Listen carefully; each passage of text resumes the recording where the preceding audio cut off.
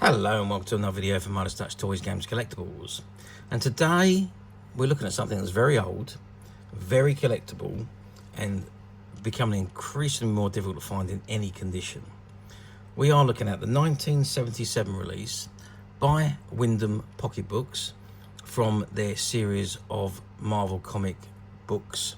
And this particular one we're looking at today is of the Amazing Spider-Man, who is the world's greatest superhero. And it's all comic strip reprints from the comics that appeared from the comic strips that had appeared in the Spider-Man comic through issues number 1 through to issue number 6. So it shows you the complete unabridged stories. Okay, so this is the front cover, and at the top you've got that old Spider-Man logo. And it says Marvel Comic Series, and you've got the Wyndham logo on the other side, and it's book number 81443.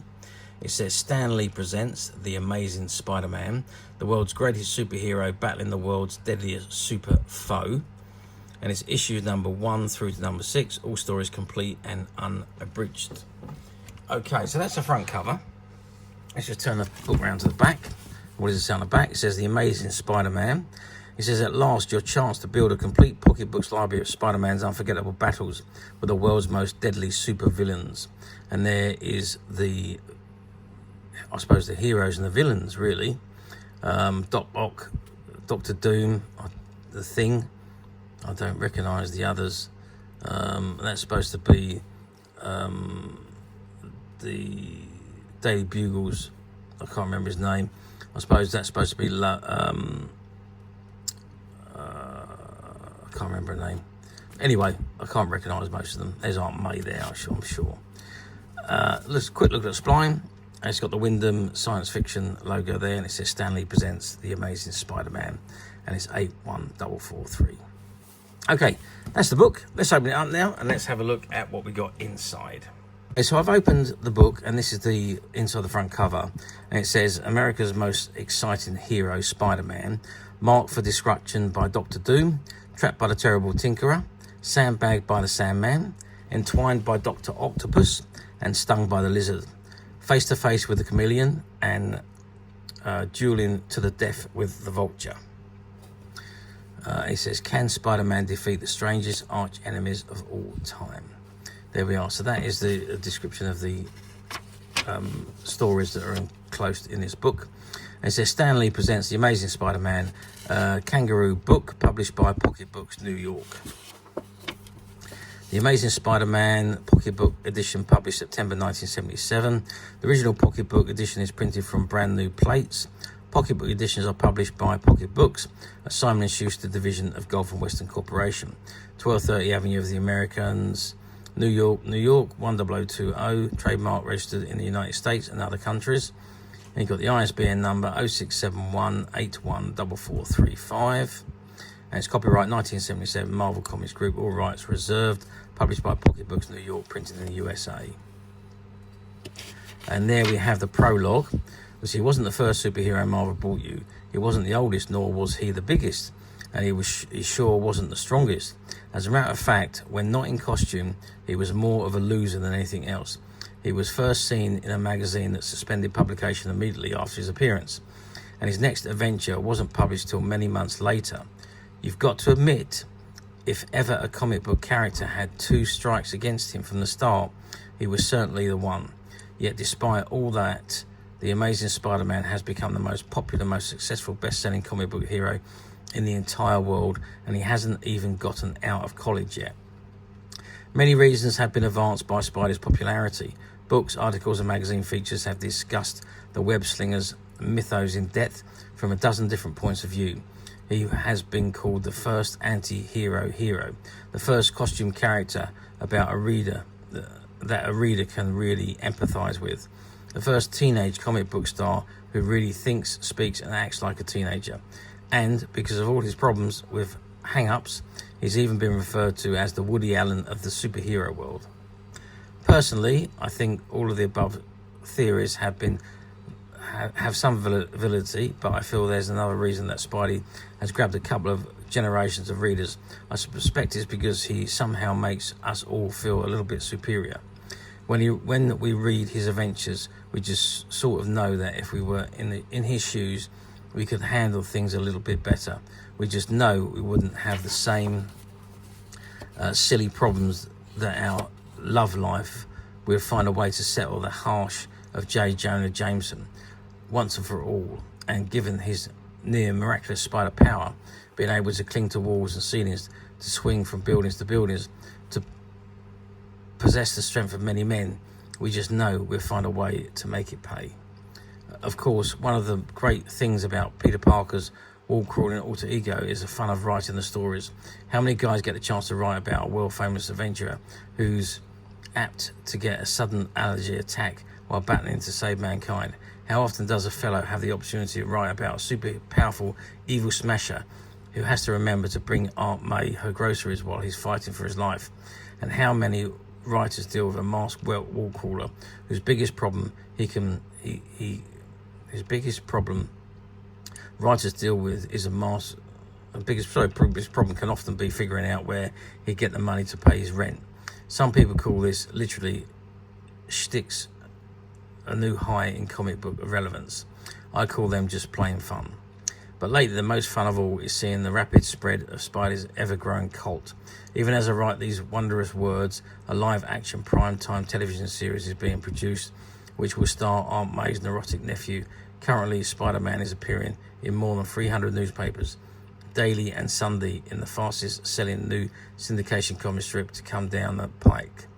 And there are movies, cartoon shows, and hardcover books in the works and in the offering. But why bother telling how popular old webhead has become?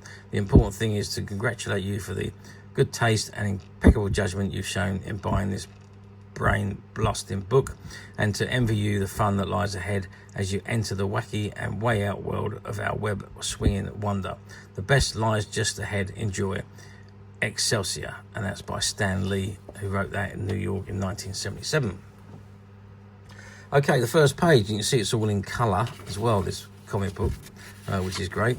This is an amazing fantasy, Spider-Man, introducing Spider-Man.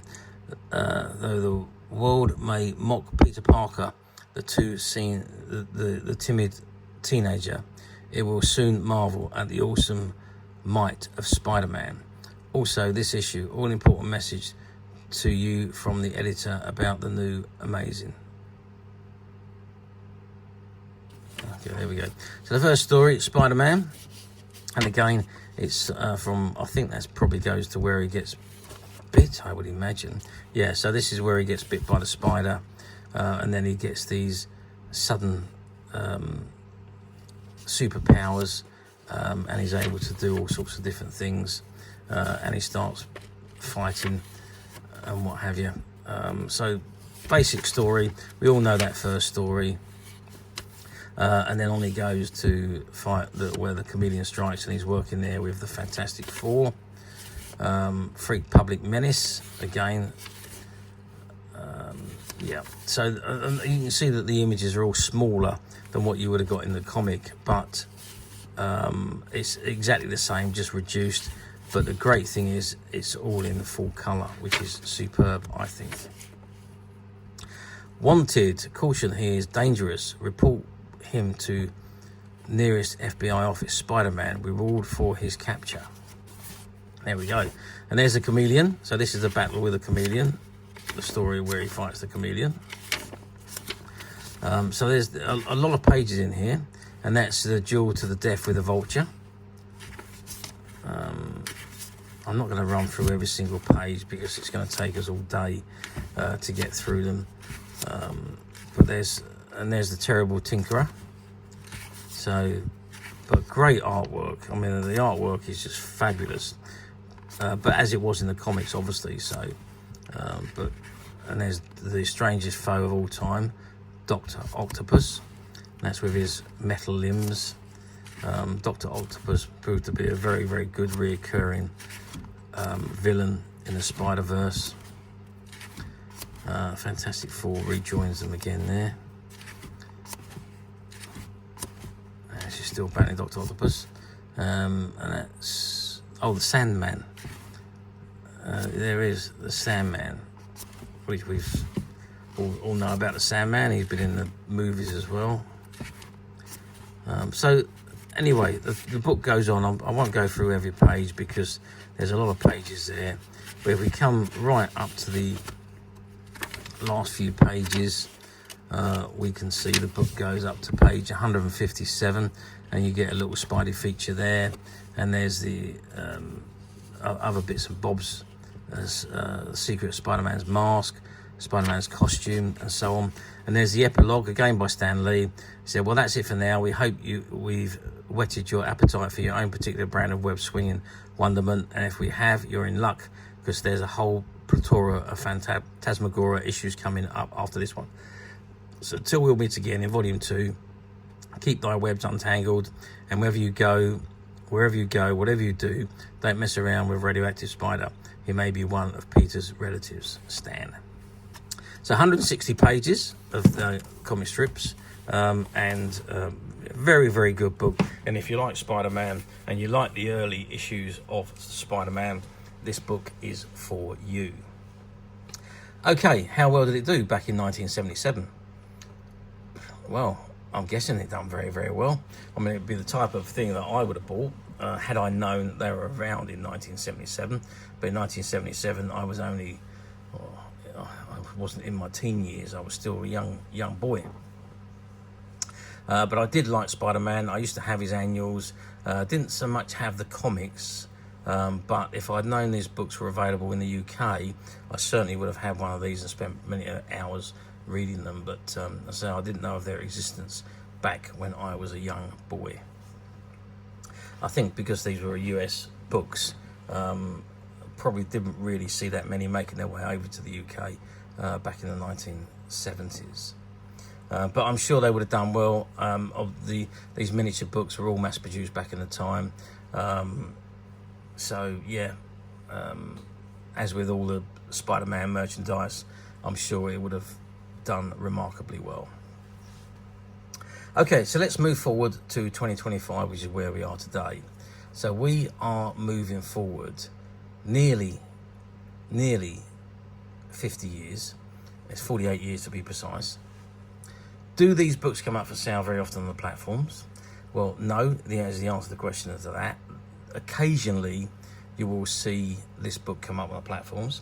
Now, there was a few in this series. I don't quite know how many was in the series altogether, but I do know that there was at least 4 or 5. So I don't know the full numbers that were produced, but I know there was about 4 or 5. You can find the later versions on the platforms. They tend to appear a little bit more frequently. Issue number 1, issue number 2 are probably the hardest 2 of these books to find. But they do still come up from time to time on the platforms in various different states of condition and in various different prices. And obviously the age-old thing, do be careful on the platforms. Make sure you read the item thoroughly and have a good look at the pictures, because somebody's idea of very good condition could be somebody else's idea of acceptable condition. So just be careful and make sure you understand what you're ordering before you order, so there's no disappointment afterwards. And the same with some of the other platforms, they use stock images and stock descriptions. So if there's no new available, there won't be for something like this. It's going to go to the cheapest used item, and that might not be what you want. So do click the used link and read the available books for this particular item and pick the one that you want, rather than just let the platform automatically send you the cheapest.